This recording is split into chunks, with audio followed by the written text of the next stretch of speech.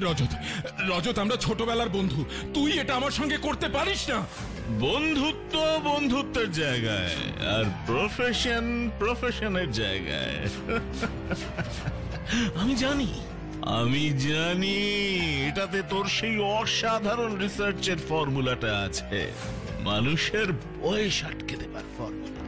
আর এটা একবার বাইরে এলে তুই আমার থেকে অনেকটা উঁচুতে উঠে যাবি, অনেকটা উঁচুতে। রজত, আগে থাকতে তোকে দেখানোটাই আমার খুব বড় ভুল হয়ে গেছে। তা তো একটু হয়েছেই ব্রাদার, কিন্তু ভুল যখন হয়েছে, now you have to pay for it. এবার সতীর্থ সেনের যুগান্তকারী আবিষ্কারের পেটেন্ট হোল্ডার হবে সায়েন্টিস্ট রজত মজুমদার। না না না না, তুই এটা করতে পারিস না রজত, এটা করতে পারিস না তুই। না,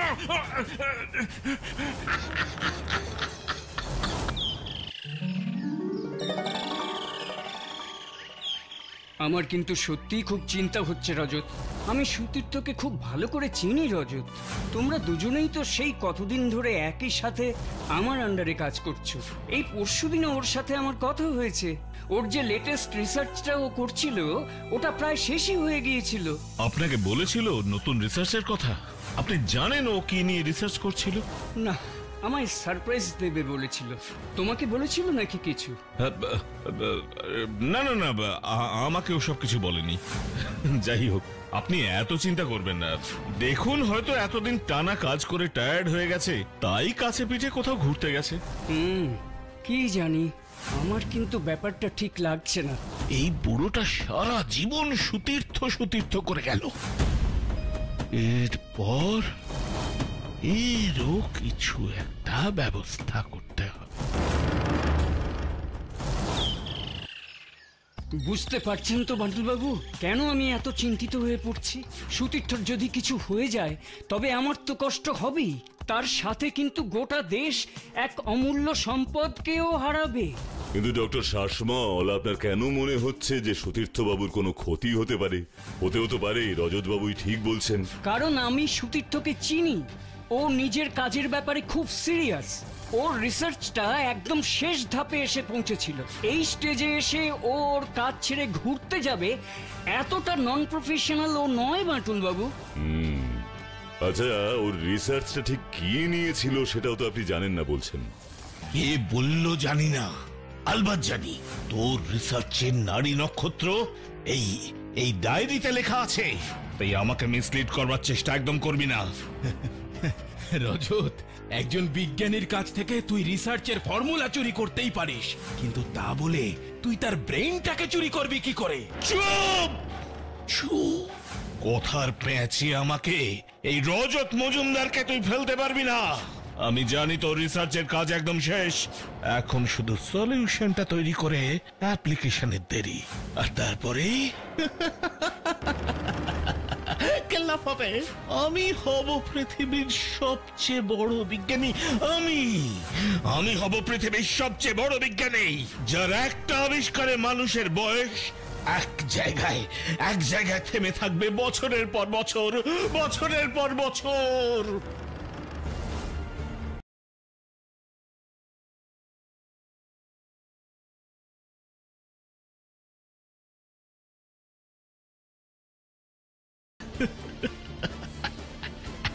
এটাই হলো সুতীর্থ সেনের যুগান্তকারী আবিষ্কারের শেষ ধাপ।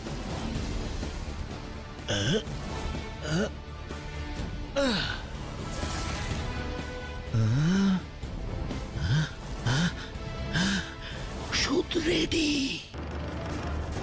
এবার এটা অ্যাপ্লাই করব নিজের উপর। তারপর আজ রাত থেকে আমিও নিজে আটকে যাব, মাত্র 32 বছর বয়সে।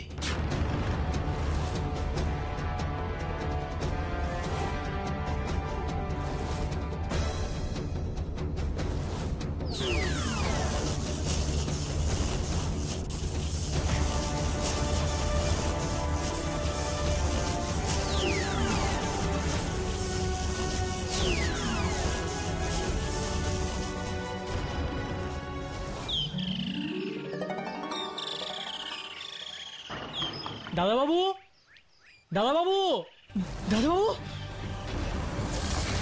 এ কি? এই যে দাদাবাবুর বন্ধু সুতীর্থ দাদাবাবু, উনি তো নিখোঁজ হয়ে গেছিলেন। এখানে এলেন কোত্থেকে? আর রজত দাদাবাবু বা কোথায় গেলেন?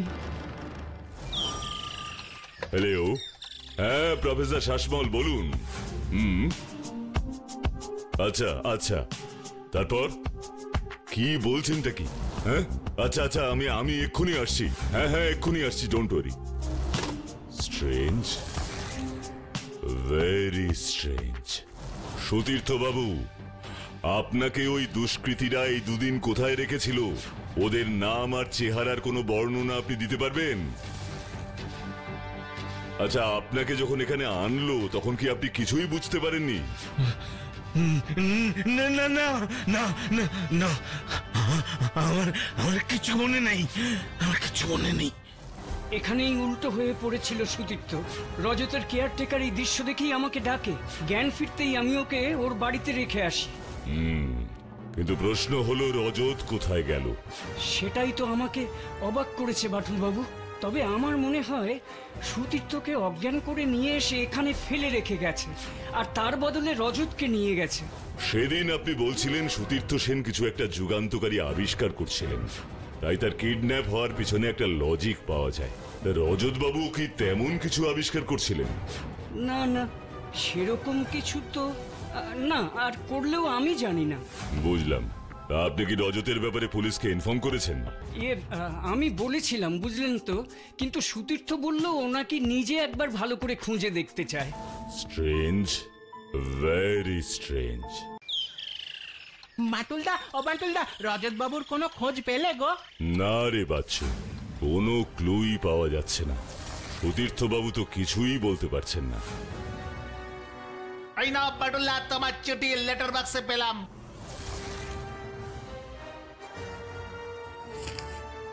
কিছু খাওয়া দাওয়ার ব্যাপার মনে হচ্ছে, নেমন্তন্ন নাকি বাটুলদা? ঠিকই ধরেছিস, নিমন্ত্রণই এসেছে, কিন্তু খাওয়ার নয়। তবে এটা একটা প্রেস কনফারেন্সের ইনভিটেশন। সুতীর্থ সেন তার নতুন যুগান্তকারী আবিষ্কারের কথা ঘোষণা করবেন, তাই কয়েকজন বিশিষ্ট লোককে নিমন্ত্রণ করেছেন। আমি ভাবলাম খাওয়ার দাওয়ার ব্যাপার। বাটুলদা, জানো তো বাটুলদা, আমার না খুব কৌতূহল হচ্ছে, কি এমন আবিষ্কার করেছেন তিনি? আর আমার খুব অবাক লাগছে, রজত বাবুকে এখনো খুঁজে পাওয়া যায়নি। এর মধ্যে এরকম একটা অ্যানাউন্সমেন্ট, এত ছোটবেলার বন্ধু দুজনেই, মিলছে না রে বাচ্চু, মিলছে না। হিসেবটা কিছুতেই মিলছে না। আর কিছুদিন পরও তো এই ঘোষণাটা করা যেত। হ্যালো হ্যালো হ্যালো, বাটুল বাবু বলছেন? বলছি, আপনি কে বলছেন? আমি সুতীর্থ, সুতীর্থ, বিজ্ঞানী সুতীর্থ সেন বলছি। কি হয়েছে সুতীর্থ বাবু, আপনি এত ঘাবড়ে আছেন কেন? আমাকে আমাকে বাঁচান বাটুল বাবু, আমাকে বাঁচান। ও আমাকে 5 দিন ধরে এখানে আটকে রেখেছে, 5 দিন ধরে। হ্যালো হ্যালো, কি হয়েছে গো বাটুলদা? কে ফোন করেছিল? বললো সুতীর্থ সেন, ওকে নাকি 5 দিন ধরে কেউ আটকে রেখেছে। কিন্তু তুমি তো পরশু দিনই ওকে দেখে এলে, ওকে আবার আটকে রাখবে কি করে, আবার তাও 5 দিন ধরে? এই, কাকে ফোন করছিস? পুলিশকে? কি বলবি, কি বলবি? রজত তোকে ধরে রেখেছে, কিন্তু কিন্তু রজত কোথায়? রজত কোথায়? হ্যাঁ, রজত কোথায় সুতীর্থ? রজতকে তো তুই মেরে ফেলেছিস। আমি মারিনি রজত, আমি মারিনি। রজতকে মেরেছে রজতের লোভ। চুপ, একদম চুপ। ইচ্ছে করে আমার সাথে এটা করেছিস, তুই জানতিস, এটা জানতিস, তুই এটা জানতিস যে তোর আবিষ্কৃত ওই ওষুধ মানুষের বয়সকে আটকে রাখবে, শুধু নয়, তাকে তোর মতো দেখতে করে দেবে। একদমই না রজত, একদমই না। তুই যে ওষুধ তৈরি করে নিজের শরীরে প্রয়োগ করেছিস, সেই ওষুধ কেবলমাত্র আমি আমার জন্য বানিয়েছিলাম। আমার শরীরে ওষুধটা সফল হলে তারপর আমি অন্য সকলের ব্যবহারের জন্য ওষুধের সলিউশন তৈরিতে মন দিতাম, বুঝেছিস? হোয়াট? এই এই আমার সাথে তুই ঠাট্টা করছিস? আমাকে বল কি সলিউশন দিয়ে ওষুধ বানালে আমি আবার রজত হতে পারবো? বল বল। নয়তো কাল যখন আমি প্রেস কনফারেন্সে এই আবিষ্কারের কথা অ্যানাউন্স করব, তখনই আমি সারা জীবনের জন্য সারা পৃথিবীর কাছে বিখ্যাত বিজ্ঞানী সুতীর্থ সেন হয়ে যাব রে। আর তার সাথে সাথে তুই তুই তো সারা জীবনের জন্য হারিয়ে যাবি, সারা জীবনের জন্য হারিয়ে যাবি, সারা জীবনের জন্য। অত সহজ নয় রজত, অত সহজ নয়। কেউ না কেউ নিশ্চয়ই আসল নকলের তফাৎটা বুঝতে পারবে, নিশ্চয়ই পারবে। কেউ পারবে না, কেউ পারবে না। অসমল স্যার যখন এতদিনেও আমাকে চিনতে পারেনি, তখন তো আর কেউই পারবে না রে। আসল সুতীর্থ সেন আর কোনোদিন ফিরে আসতে পারবে না, এই কোনোদিনও না, কোনোদিনও না, কোনোদিনও না।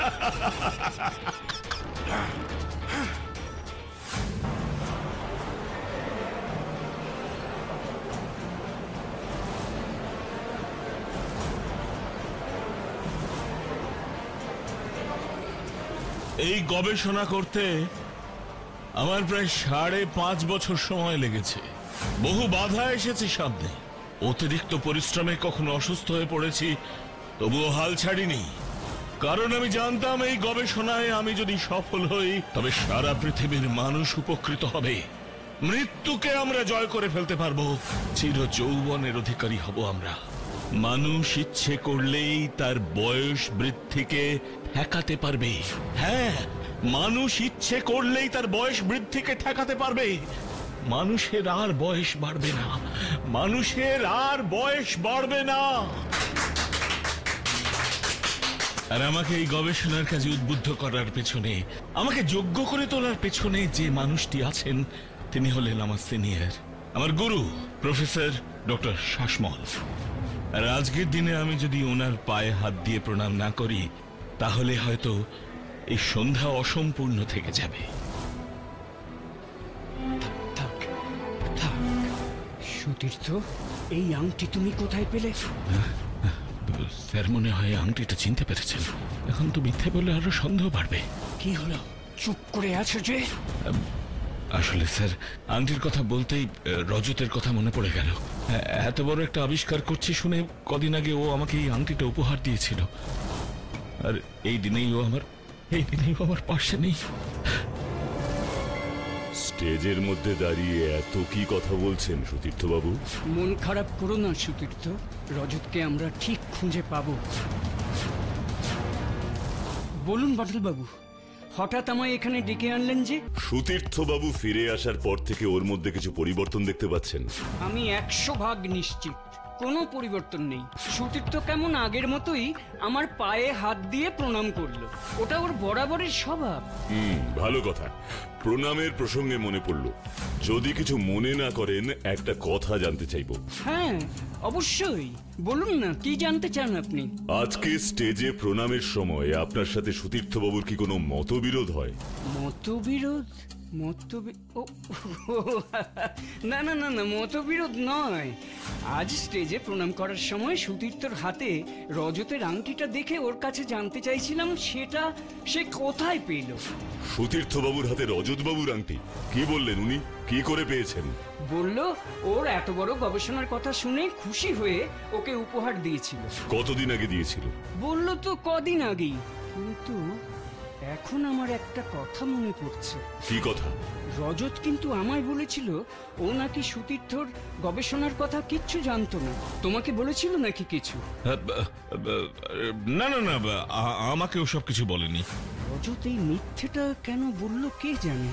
আমার মনে হয় আমি খুব তাড়াতাড়ি রজত বাবুকে খুঁজে বের করতে পারবো, শুধু আপনার একটু হেল্প দরকার। হ্যাঁ হ্যাঁ বলুন না বাটুল বাবু, কি করতে হবে বলুন। বলছি, 1 মিনিট দাঁড়ান। আপনি এসেছেন দেখে আমার খুব ভালো লাগলো বাটুল বাবু। এমন একটা যুগান্তকারী ঘটনার সাক্ষী হতে পারা তো গর্বের বিষয়। এত ভিড়ের মধ্যে আপনাকে কনগ্র্যাচুলেট করার সুযোগই পাইনি। কনগ্র্যাচুলেশন সুতীর্থ বাবু। বাহ, আপনার আংটিটা তো বেশ সুন্দর, পান না নাকি? না, ইয়ে মানে দেখি দেখি, একটু খুলে দেখেন। আসলে আমার এই ব্যাপারে খুব ইন্টারেস্ট আছে। ওহ, খুব টাইট দেখছি, অনেকদিন খোলেননি বোধহয়।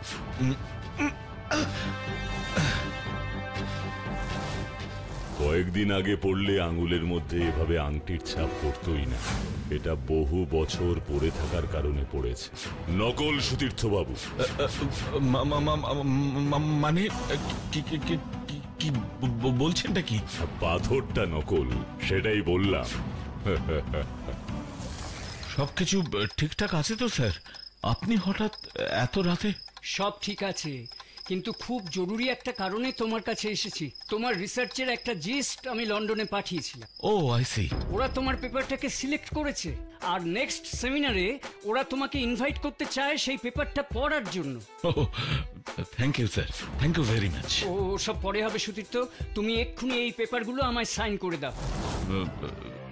এক্ষুনি কি করে হবে স্যার?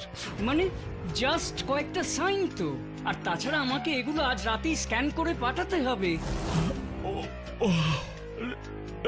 না না, আজ কোনোভাবে সম্ভব নয়। আজ আমার খুব ঘুম পেয়েছে। ঘুম পেয়েছে বলে সাইন করতে পারবে না? এ কি অদ্ভুত কথা! এত ইরেসপন্সিবল স্টেটমেন্ট আমি আশা করিনি। প্লিজ স্যার, প্লিজ রাগ করবেন না। আপনি আপনি বরং এটা এখানে রেখে যান। আমি কথা দিচ্ছি আর্লি মর্নিং এটা সাইন করে দিয়ে আসবো। যা ভালো বোঝো, আমি আর কিছু বলবো না। তা সাইন করতে রাজি হয়নি তো? জানতাম কাল সকালে দেবে। তার মানে আজ রাতেই যা হওয়ার হবে। না না, আপনি চিন্তা করবেন না, খুব তাড়াতাড়ি আপনি দুজনকেই একসাথে পাবেন। এখন রাখি। বান্টুলদা, ও বান্টুলদা, কোথায় যাচ্ছ গো বান্টুলদা? সুতীর্থ আর রজতের সাথে দেখা করতে। এটা সাইন করে দে সুতীর্থ। কিছুতেই না, তুই আমার অনেক ক্ষতি করেছিস। এভাবে আমার নাম নিয়ে আর কারোকে কিছুতেই ঠকাতে দেব না তোকে। এ ভাই এটাই শেষবার, এটাই শেষবার। এরপর আমি তোকে মুক্তি দিয়ে দেবো। সাইনটা কর, সাইনটা কর, প্লিজ প্লিজ কর বলছি, কর। কিরে কর, কর বলছি।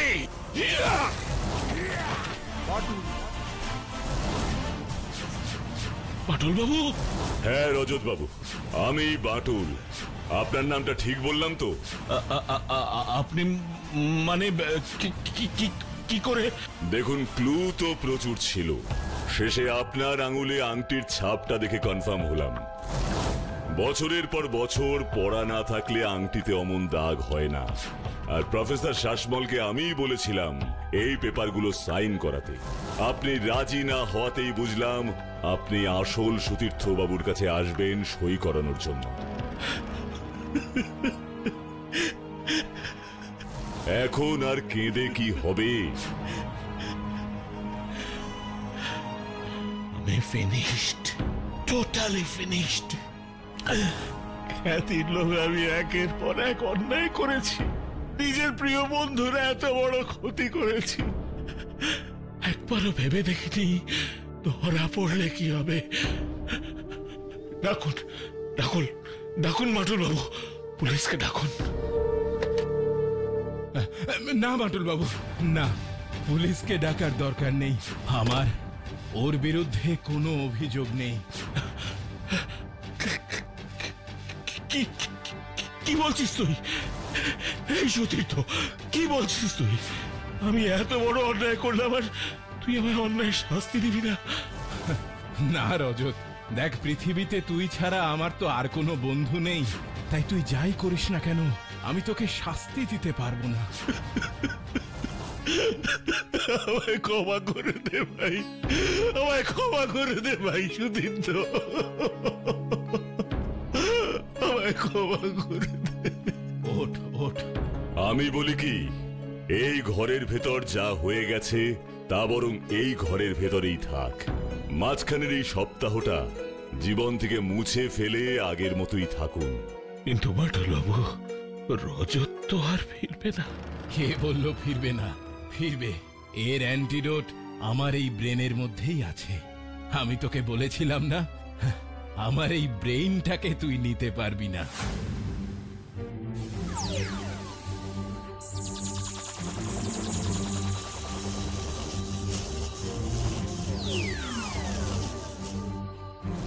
আপনাকে অসংখ্য ধন্যবাদ বাটুল বাবু, আমাকে ঠিক মুহূর্তে এই এত বড় অন্যায় করা থেকে আটকানোর জন্য অসংখ্য ধন্যবাদ।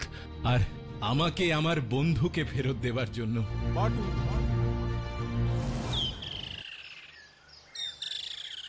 এই দেখো বাটুলদা, রজত মজুমদারকে খুঁজে পাওয়া গেছে। তোমায় বলেছিলাম না, ওই পচা জিনিসকে কিডন্যাপাররা এমনি ফেরত দিয়ে যাবে। কিছু গল্প বন্ধ ঘরের ভেতরেই থাকা ভালো, কি তাই না?